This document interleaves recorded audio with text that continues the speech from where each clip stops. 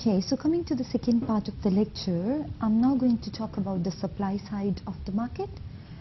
So supply is basically, it's something that we can term as a producer's attitude and reaction towards a commodity. It is the amount that a producer would be ready to sell in the market at various given prices and at a given point in time. It also refers to the relationship between price of a good and quantity supplied of a good. So basically, when we study demand, we study the relationship between price of commodity and the quantity demanded from a buyer.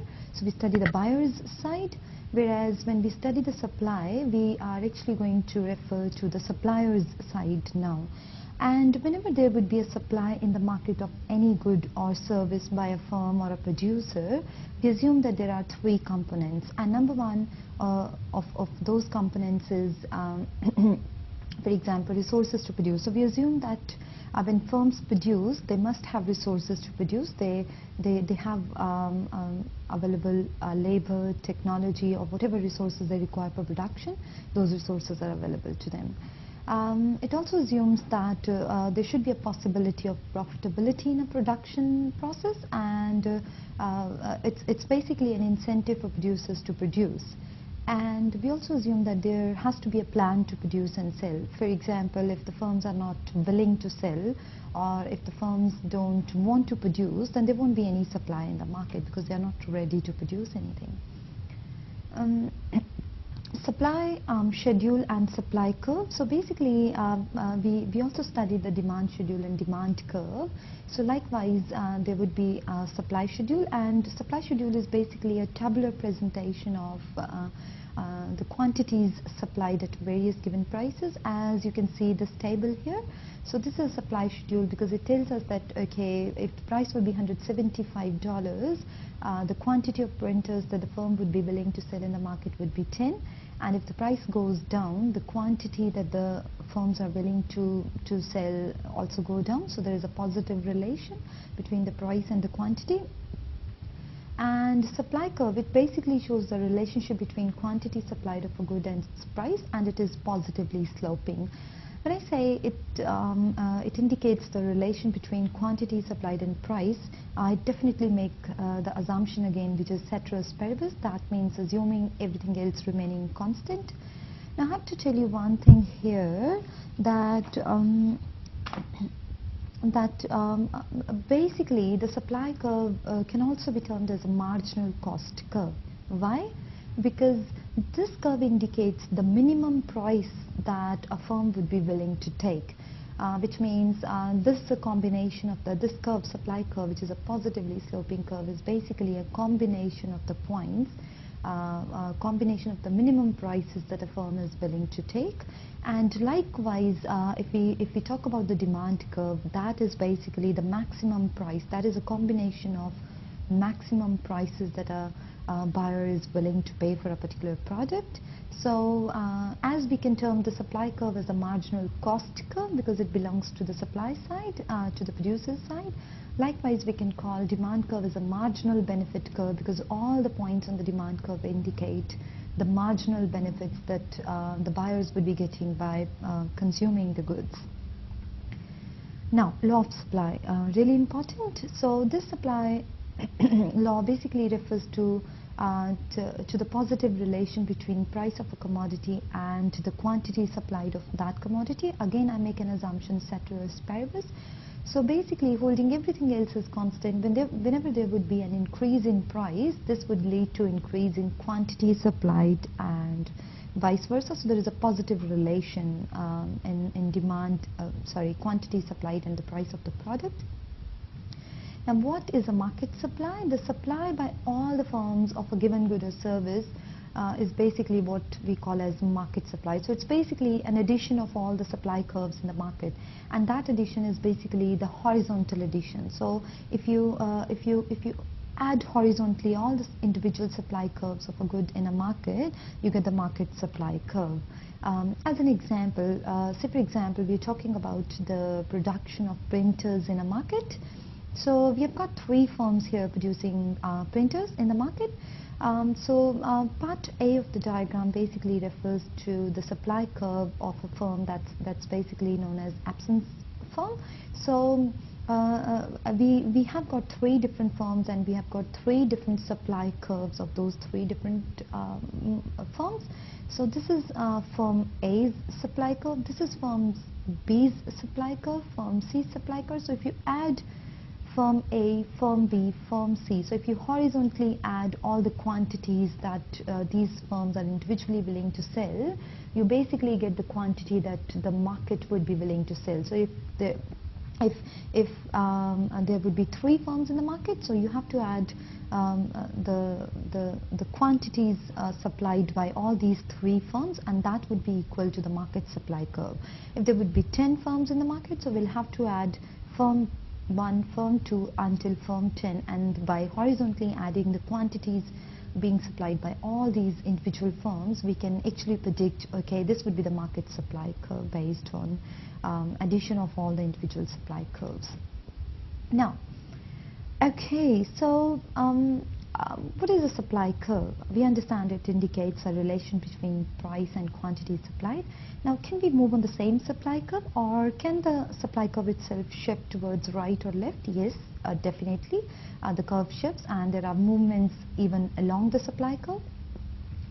So basically, in this part of the lecture, I'm talking about the movements in the supply curve. So there are many factors that can actually influence the selling plans of a firm, and one of those factors is basically price. So whenever price changes, there would be a movement along the supply curve. Now, when price changes, it will lead to change in quantity supplied. So you need to understand that there are two types of changes in supply. One is the change in quantity supplied, and other is the change in supply itself. So when I'm talking about changes in supply because of changes in prices, I'm talking about changes in quantity supplied, and I'm talking about movements on the same supply curve. So if price increases, there would be an increase in quantity supplied, and there would be a movement up on the curve. So if we're moving up on the curve, it's an indication that we are willing to sell more at the increased prices. And if the price falls, there would be a decrease in quantity supplied, and we'll be moving down the curve basically. So as an example, okay, how to draw a supply curve here? So this is the price basically on x-axis, and this is quantity basically. So if the price would be P1, the quantity supplied would be Q1 in the market. That is, at price P1, firm is willing to sell only Q1 of a product. Now imagine if the price increases from P1 to P2, the willingness of firm to sell would also increase. So the firm is now willing to sell Q2, which means we'll be moving on the same supply curve from this point here to this point. So basically it would be a movement along the curve, and it could be movement up, it could be movement down, but we'll stay on the same supply curve if there are changes in the prices of the product. Okay, now so that was about what happens to the supply curve, what happens to the movements on the supply curve when there is a change in the price of the same product. So there are other factors that can affect supply as well. So when any factor that influences the selling plans of any firm other than price, so I repeat, other than price, then there would be a change in supply. I can now tell you that I'm basically repeating the same thing again and again. So there could be two types of changes in the supply. One, changes in supply because of change in price, and that change basically is termed as changes in quantity supplied. And when any factor that can actually influence the selling plan, or any factor that can affect the supply decision of a firm, that factor change, then there will be a change in entire supply, okay? And these changes will lead to shift of the supply curve, not a movement, but instead the whole supply curve will shift towards either right or left, depending upon the nature of the change in the factors.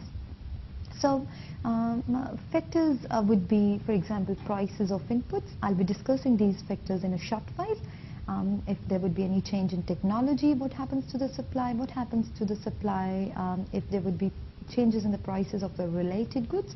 And related goods are basically of two types. Number one, substitute goods, and number two, complementary goods. Okay? And what happens to the supply if there are expectations of the firms that the price is going to change in future?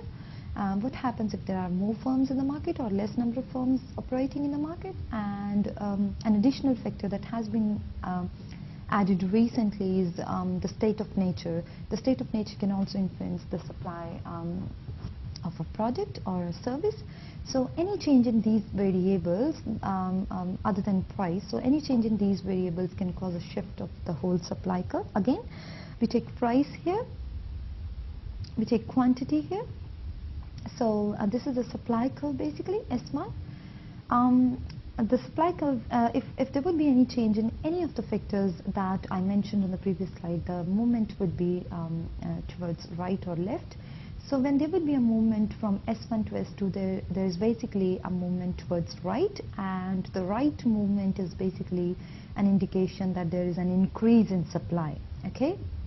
And when the supply curve shifts towards left, we call it as a decrease in supply. Okay, now the factors affecting the supply, so I'll go through quickly. For example, prices of inputs or factors of production. Now, inputs or factors of production are basically the resources that are used in the production of a good or service. So when the cost of these inputs or factors of production increase, imagine the cost of production increases, means it becomes expensive for the producer to produce. So when it becomes expensive for the producer to produce, means profitability margin goes down. So in that case, the firm is now willing to supply less. So the supply curve shifts towards left. Examples of these could be, for example, wages, interest charges, cost of raw materials and other production costs. For example, if wages increase, so what would happen if wages increase? Obviously the supply curve would shift towards left because the production process has become expensive.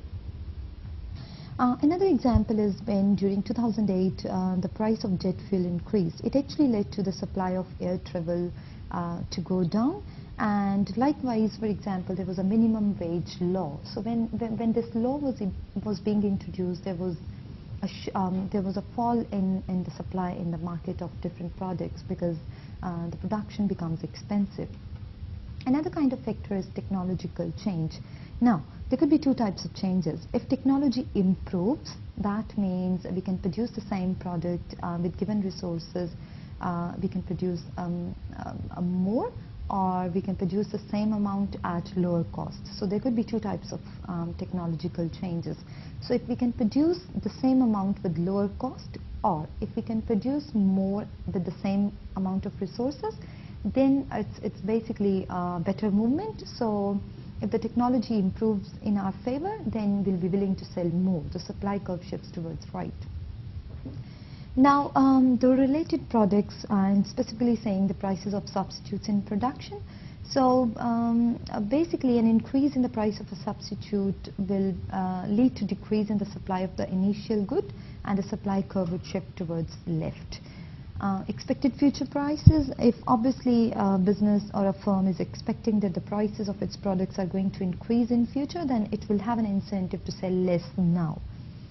If the number of firms would increase in the market, supply as a whole, that is market supply, would increase for sure. And state of nature, it's basically about weather. So good weather can increase, for example, agricultural supply, and extreme weather conditions like earthquakes, floods, cyclones can affect the supply. And we can discuss a case study in the workshop that would be about Queensland floods affected crops in all over Australia. So the floods in Queensland and their impacts on prices of different fruits and vegetables in the market. So we'll discuss that as an example. What I've told you in the previous slides, just a repetition or a snapshot of that, is when there would be a change in price, it would represent a movement along the supply curve, and when there would be a change in any of the factors other than price, then the whole supply curve would either shift towards right or left.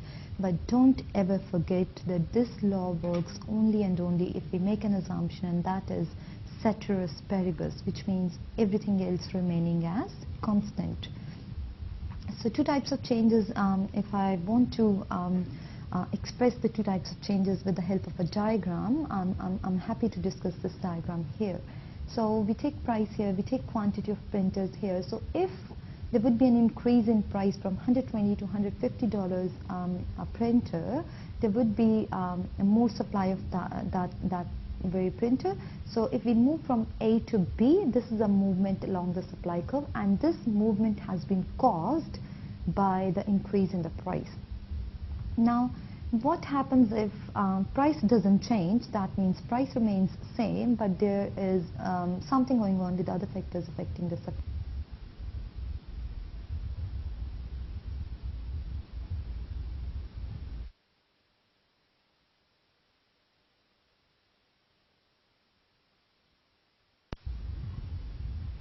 Okay, so what can cause an increase in supply? When the number of sellers increase, technology improves, production cost decreases, and price is expected to fall in the future.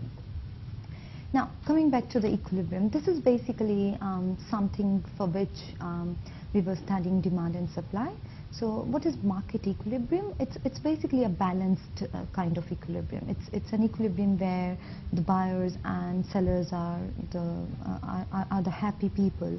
So what do we mean by equilibrium? So market clearing equilibrium in a market occurs when the price balances the plans of buyers and sellers. Means it is a point where the quantity that would be bought and sold in the market would be the quantity where firms are willing to sell and buyers are willing to buy. So it is a price at which the willingness to buy is equal to willingness to sell, and it is the price at which quantity demanded is basically equals to quantity supplied. So here's a diagram for market equilibrium. So price we take here, quantity we take here. This is the downward sloping demand curve. It's negatively sloping. That indicates that whenever there would be a fall in price, there would be more and more demand for the product. And the supply curve is basically a positively sloping supply curve. That indicates that there is a positive relation between price and the quantity supplied. So the point where demand curve interacts with the supply curve is a point of market equilibrium, and the price related to that market equilibrium is the equilibrium price, and the quantity is equilibrium quantity. Okay, I need to tell you something here, that this would be the point from which neither the buyers nor the suppliers want to deviate. That means they don't want to deviate from this point. They're quite satisfied with this price and quantity. So what happens if we are not having the market equilibrium? If we are not having the market equilibrium for a product or service, there would be either shortages in the market or there will be surpluses in the market, depending upon where we are basically. So I'll give you an example here. For example, if the price is 100, okay, we are happy with the price. So this would be the demand curve, this would be the supply curve, and this would be the market clearing price. Now, what happens if the price increases to $125? So now this is the level where supply is far more than the demand, which means when the price increases, firms are willing to sell more. But no matter if the firms are willing to sell more, the buyers are not willing to buy more at this price, which means there will be a surplus in the market, and surplus of 3 million printers in the market. So what we need to do, if we really want to get rid of this surplus here, this stock here, we need to cut down the prices so that we come back to the equilibrium price, $100, so that we achieve the point where demand is equal to supply. Likewise, for example, if the price drops down to $75, now this is a price where buyers are happier. So they'll demand at this level, but firms are not willing to sell this much at this price. So there will be basically a point where demand is more than the supply, and there will be a shortage of 3 million printers. And what is the solution for this shortage? Obviously raise the price, and you'll ultimately reach this equilibrium point. So the moral of the story for this slide is, whatever you do, you have to basically stick to the equilibrium point in the long run. You can't deviate from that. And if you deviate, the market forces work and you come back to that equilibrium point either this way or that way. So I've repeated the same thing I'm repeating on this slide. So if quantity supplied will be more than the quantity demanded, there will be a surplus in the market, and prices would fall to clear the surplus. And when the prices would fall to clear the surplus, basically prices are acting as a regulator. And if the price will be below, if the price would be below equilibrium, which would mean that we are basically at a point where the quantity demanded is greater than the quantity supplied, so there will be a shortage in the market and price will have to go up to clear that shortage. So I don't want to tell you at this stage that equilibriums don't change. Definitely there can be changes in the equilibrium, which means what I'm trying to tell you is, in the previous slides we were discussing that you can't deviate from one equilibrium point. Okay, so we can't deviate, we have to come back to that equilibrium point, but there could be factors that can work and the whole equilibrium point shifts. So now we are talking about shifts in the equilibrium point. So there could be 4 types of changes. For example, increase in demand or decrease in demand, and likewise increase in supply and decrease in supply. So these 4 factors can actually change the equilibrium point as a whole, and we'll discuss in a short while. So what can cause market prices to increase? Imagine, I'm giving you a situation that prices have increased. So what could be the possible reasons for this?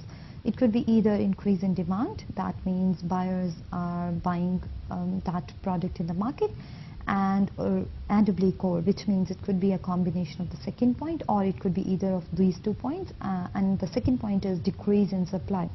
So if something happens to demand or something happens to supply or something happens to both, then there could be a change in the equilibrium point as a whole. An increase in demand, for example, okay, this is the supply curve, this is the demand curve, right? We got the equilibrium point here, initial equilibrium. Now what happens if there is more demand for the printers in the market? That means demand curve shifts from D1 to D2, and this equilibrium, because we have to make an equilibrium where demand is equal to supply and the supply curve has not shifted at all. So that means we'll be sticking to this supply curve and with a combination with new demand curve, and this point here will actually frame a new equilibrium point, and this new equilibrium point will be a point where there will be higher price and more quantity sold in the market. Okay, so a decrease in supply, what happens when there would be a shortage in supply? So shortage means the supply curve has to shift towards left. So if the supply curve shifts towards left, but there is no change in the demand at the same time, which means we have to have an equilibrium point that would be with higher price and less quantity sold than the initial quantity level. So that would determine the new equilibrium point. Now markets are interrelated. This is basically a case study that the floods in Queensland recently affected the banana prices, and they affected the banana prices all over in Australia because around 95% of the bananas are being produced in Queensland. So there was a cyclone that devastated banana plantations, and that actually led to increase in the banana prices, and which further led to increase in the apple prices. Okay, so we're talking about the cyclone, its effect on the main product, which is banana, and its effect on the related product, which is apple in this example. So we'll discuss this in the workshop. So basically this is the demand curve, this is a supply curve, and this is an initial equilibrium point. So what happens when there will be a cyclone? Imagine that and try to complete this diagram, and I'll definitely discuss this in the workshop. Okay, so we'll continue with this. This part is a bit tricky one. So this part is basically about what happens when both demand and supply change. So what happens if there is shift in both demand and supply at the same time? Now imagine you demand more and there will be more supply in the market. So what would be the impact on the prices? It depends. It depends on what? it depends on how much there would be a change in demand and how much there would be a change in supply. So basically, when demand and supply, both the factors change, then what would be the impact on prices? That would be determined by the amount of change in demand and amount of change in supply. Okay?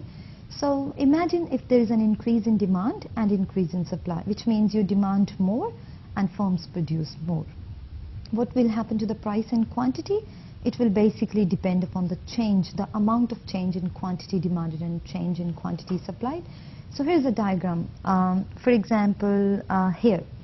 So let's see this diagram, this part of the diagram. This is the diagram where it says demand shifts more than the supply.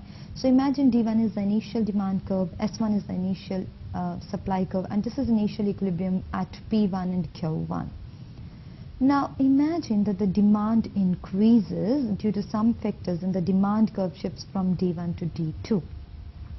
So demand has shifted to the right. Now suppliers got an idea that okay, demand is increasing, so they try to supply more. So the supply curve shifted from S1 to S2.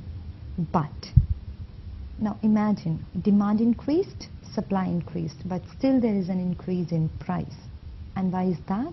The reason is the change in demand is far more than the change in supply. So if the change in demand is more than change in supply, which means the supplier side is still stronger than the buyer's side, so they can dominate the market and they can actually charge you more because they couldn't increase the supply up to the mark and still there is a shortage in the market. So you demanding more, they're supplying more, but the amount that they have supplied or are supplying is far less than the amount you are being demanding in the market. And likewise, what happens here is another example. So initial equilibrium is here, so demand increases for some reasons, for example here, and supply also increases, but now the price has fallen down. And why the price has fallen down? The reason being the supply has shifted far more than the increase in demand. So you demanded for 10 say laptops in the market, and firms got an idea, okay, demand is increasing, so they planned to produce 20 laptops in the market. So basically you demanded for 10 but they supplied 20, so there is a surplus of 10 laptops in the market, which means you as a buyer has a stronger bargaining power in this situation, so the prices will have to come down because there's a surplus of 10 laptops in the market, and to clear out that surplus the prices will come down. So basically it will all depend upon the amount of change in demand and supply that would determine whether the price is going to change or price is not going to change. There is another case here that I would like to discuss with you, that if, for example, the change in demand is exactly equal to the change in supply, that means you demanded 10 laptops, okay? Excuse me. And the suppliers supplied 10 laptops. So you demanded 10, they supplied 10, so the change in demand is exactly equal to change in supply, then in that case there would not be any change in the price, okay? So there won't be any change in the price if delta D is equal to delta S. So an increase in demand combined with an increase in supply will change quantity, but the effect on price is indeterminate, which means if demand increases more than the change in supply, then equilibrium price will increase, and if supply increases more than demand increase, then the equilibrium price will decrease. So simultaneous shifts in supply and demand, what would happen to price and quantity if there was an increase in demand and decrease in supply? Price would increase, of course, quantity would decrease. And this is basically another example that's being available in your textbooks as well. So this is a question for you that I would like to discuss in the workshop as well. So I'm not going to cover this here, the answer for this here, but definitely you'll get some hints in the lecture slides. So if you want to read them, and then if you want to prepare your answer for that, we'll discuss that in the workshop. So the question is basically, it's a case study based on the flat screen TVs recently. So the demand for flat screen TVs has increased significantly over recent years. However, the price of these televisions has decreased. So I repeat, so the demand has increased, which means the price, there should be an upward movement in the price. But what happened was demand increased, but the price of these televisions has actually decreased. So there is a statement there. Clearly, this is an example of an exception to the law of demand. Do you agree or do you disagree? So you prepare this answer, and I will discuss that with you in the workshop. So I've given you a few hints here if you want to prepare your answer. So go through these hints or refer to your textbook if you want to prepare the answers, and we'll discuss that example here. So if I want to review the whole lecture, if you need a snapshot of the whole lecture, what we did today was understanding the demand, understanding the supply, and understanding the interaction of